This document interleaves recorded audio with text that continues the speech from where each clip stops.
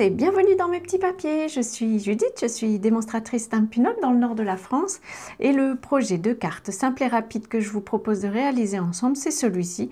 Vraiment tout simple, mais très sympa, je trouve, très frais.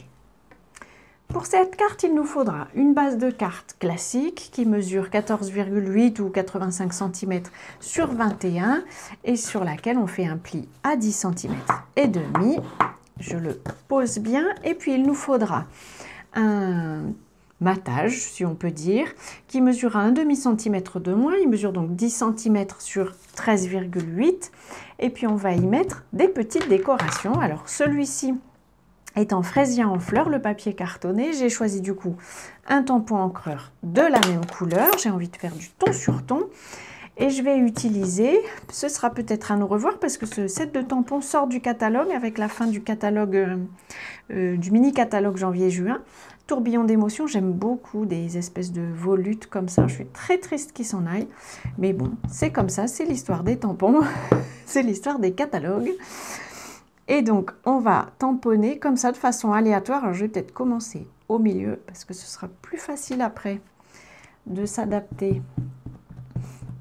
Si on est parti du milieu, hop,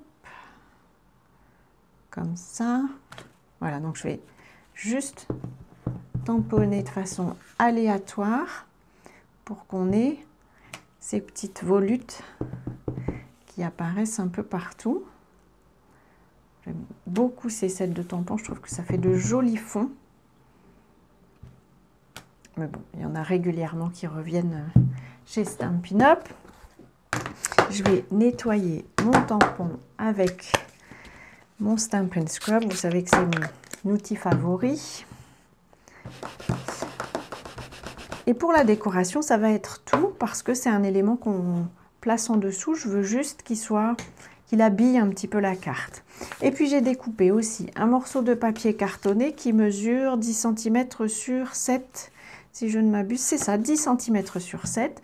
Et sur lequel on va faire notre petite décoration. Alors ici, j'avais utilisé le set de tampons tasse de thé. Là, je vais prendre le petit oiseau qui se trouve dans le même set de tampons que... Enfin, c'est dans Tourbillon d'émotions. C'est ce petit oiseau-ci.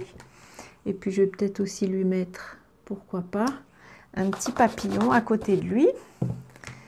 Hop, je vais changer mon tampon. Le voici. Et donc, hop, un petit papillon ici. Et puis, je vais lui mettre aussi un souhait que là, j'avais préparé et qui va dire coucou. Alors, je ne le mets pas trop près du bord parce que j'ai envie de faire comme sur l'autre carte. Je vais essayer de bien tamponner droit sans trop mettre ma tête devant vous. Ça me va. Et donc, j'ai eu envie de faire un rebord pour habiller un petit peu la carte. Je me suis inspirée d'une carte que j'ai vue sur le net. Elle avait cette carte-là, le modèle avait utilisé des superpositions différentes de papier. Moi, j'ai voulu la simplifier.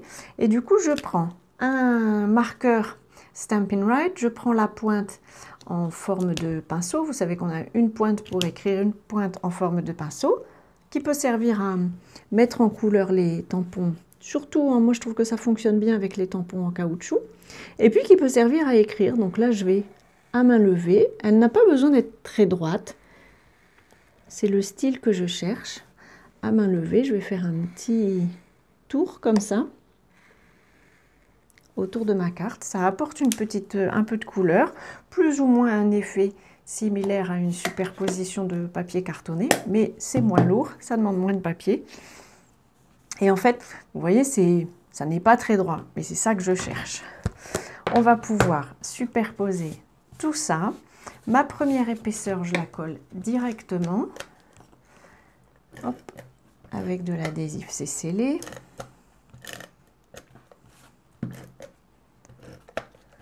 Hop. Et donc le sens a peu d'importance ici. Et par contre, cette couche-ci, je vais la coller avec des Stampin' Dimensionals. Je vais peut-être être un peu généreuse, je vais en mettre 6. Et peut-être même un au milieu. Pour être certaine que ça ne s'écrase pas. ma petite poubelle. Vous pourriez aussi, tiens, j'avais fait un essai, vous pourriez aussi faire ce genre de tour. Du coup, là, c'est avec l'autre pointe du feutre que je l'ai faite. Je trouve que c'est joli aussi. Ça fait aussi son effet. Mais je trouvais que ça n'apportait pas, j'avais envie d'une couleur un peu plus prononcée. Donc, c'est pour ça que j'ai pris l'autre pointe. Et que je ne me suis pas, avec l'autre pointe, risquée à faire des petites... des igouigouis. Des petites vaguelettes comme ça, parce que je ne m'en sentais pas capable. Mais si c'est votre cas, faites-vous plaisir. Et vous pouvez évidemment faire toutes sortes de tours. Ça habille un petit peu, je trouve, et ça fait un peu le même effet que... Moi, ça rappelle la couleur qu'on avait mis au fond. Voilà, j'espère que ce petit projet de carte, vraiment toute simple, je suis sûre que vous avez dans vos fournitures un set de tampons qui s'y prêtera. J'espère qu'elle vous inspirera. Si c'est le cas, pensez au petit pouce bleu, ça me fera très plaisir. Et puis, je vous donne rendez-vous à notre prochaine rencontre. Et puis, d'ici là, je vous souhaite de passer de belles journées créatives. Je vous embrasse!